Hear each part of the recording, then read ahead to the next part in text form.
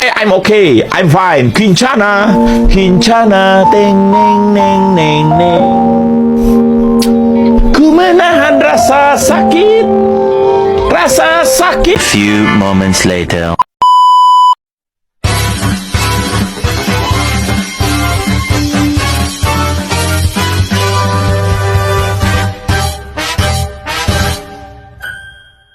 Assalamualaikum warahmatullahi wabarakatuh. Bismillahirrahmanirrahim.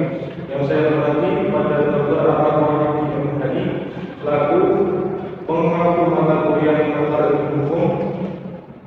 Di sini kami akan mempresentasikan tentang interpretasi hukum dan referendum untuk memenuhi tugas ujian akhir semester.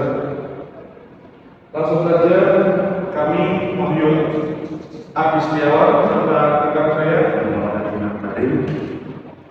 akan memulai presentasi pada hari ini. Yang pertama yaitu interpretasi hukum. Menurut Kamus Besar Bahasa Indonesia, interpretasi artinya yaitu tafsiran, pemberian kesan, pendapat, dan pandangan teoris mengenai suatu objek. Sedangkan pengertian secara istilah yaitu peraturan atau adat yang secara resmi dianggap mengikat yang dikukuhkan oleh penguasa atau pemerintah. Jadi dapat disimpulkan bahwa interpretasi hukum adalah tafsiran, pendapat, pandangan teoritis mengenai peraturan atau adat secara resmi yang dianggap mengikat yang dikukuhkan oleh penguasa atau pemerintah. Dengan kata lain, interpretasi hukum merujuk pada pemahaman atau penafsiran terhadap aturan hukum yang telah dicatat oleh pemerintah. Adapun jenis-jenis interpretasi hukum ada 5.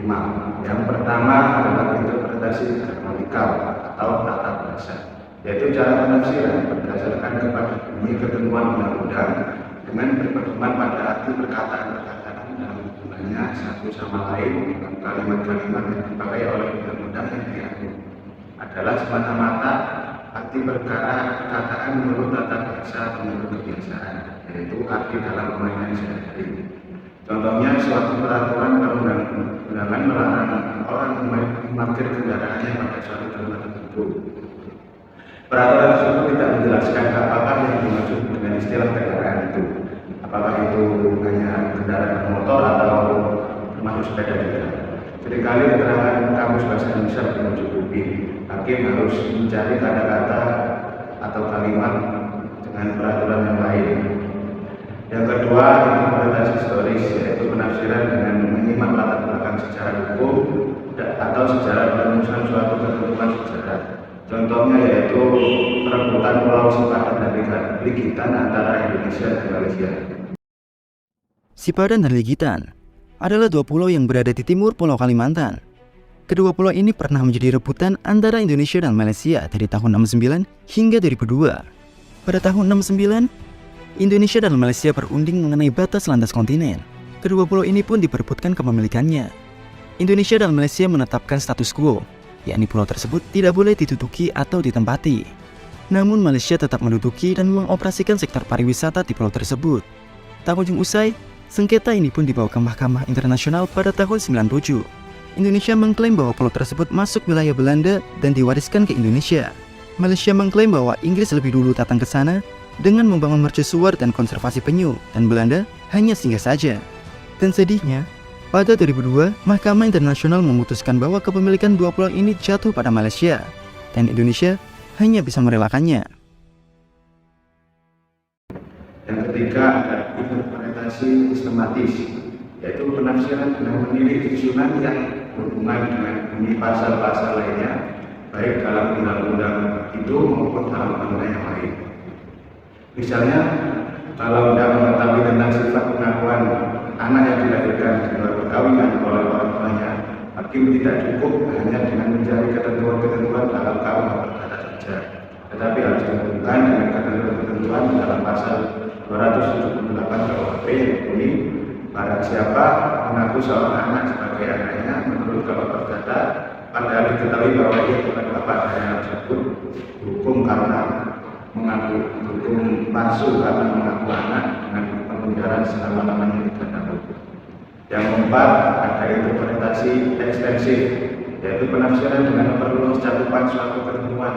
Contoh, istilah tanda dalam pasal 866 KUH berkata ditafsirkan tidak harus memiliki rumah, tetapi mereka juga yang berstatus penyewa dari rumah di sebelah tempat tinggal seseorang. Yang kelima, ada interpretasi restriktif, yaitu penafsiran dengan membatasi cakupan suatu ketentuan. Lanjut tentang definisi rek. Menurut kamus hukum, rek secara bahasa berarti undang-undang dan hukum. Sedangkan vakum diterjemahkan atau diartikan sebagai kosong atau lowong. Jadi dapat disimpulkan bahwa rek vakum adalah ketidakadaan undang-undang atau ketidakadaan hukum. Dalam konteks hukum bisa merujuk pada situasi di mana tidak ada peraturan hukum yang berlaku atau ada kekosongan dalam regulasi tersebut. Penyebab terjadinya kekosongan hukum yaitu dalam penyusunan peraturan perundang-undangan baik dari legislatif maupun eksekutif pada kenyataan membutuhkan waktu yang lama, sehingga pada saat peraturan perundang-undangan itu dinyatakan, maka hal-hal atau keadaan yang tidak diatur oleh peraturan tersebut telah berubah.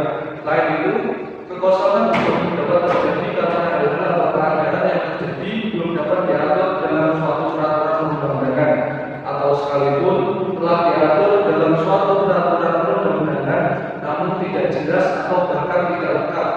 Selain itu, perubahan sosial yang lebih cepat, ketidakpastian dalam memenuhi hukum, dan kegagalan antisipasi. Adapun akibat yang ditimbulkan dengan adanya kekosongan hukum terhadap hal-hal keadaan yang tidak atau belum diatur itu dapat terjadi ketidakpastian hukum atau ketidakpastian peraturan perundang-undangan masyarakat. Yang lebih jauh lagi akan berakibat fatal pada kelancaran hukum. Dalam arti bahwa selama tidak ada aturan berarti boleh, selama ada tata cara yang jelas dan diatur berarti bukan berarti tidak boleh.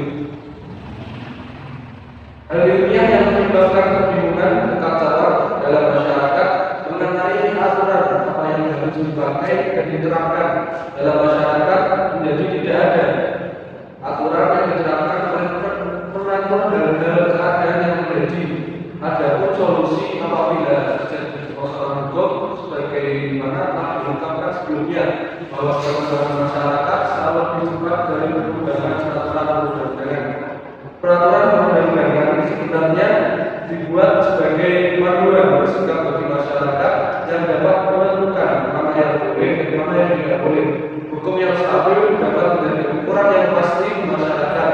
Namun hukum yang berjalan di tempat pada kenyataannya akan menjadi hukum yang rusak dan tertinggal jauh oleh perkembangan masyarakat. Untuk itu sangat diperlukan perkembangan masyarakat.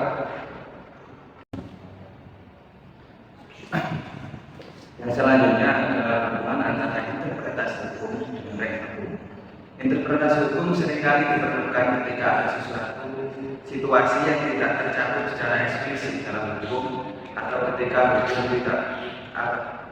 hukum terbukti ambigu. Dalam kasus-kasus ini, hakim dan ahli hukum harus mencoba untuk mengisi celah hukum dengan menafsirkan atau menerapkan prinsip-prinsip hukum yang ada. Ketika terjadi rek hukum, penggunaan interpretasi hukum menjadi lebih penting. Hakim dan ahli hukum akan mencoba untuk menentukan bagaimana hukum yang ada dapat diterapkan dalam situasi ini atau dalam situasi yang relevan. Ini melibatkan penggunaan analogi, presiden dan prinsip hukum. Jadi interpretasi hukum dapat menjadi alat penting dalam mengatasi rek hukum, karena melalui interpretasi, praktisi hukum dan sistem peradilan dapat mencoba memberikan solusi atau gambaran hukum dalam situasi di mana hukum tertulis tidak memberikan jawaban yang jelas. Jadi itulah presentasi dari kami, semoga dapat dimengerti dan bermanfaat. Mohon maaf jika ada kurang lancar dalam presentasi. Assalamualaikum warahmatullahi wabarakatuh.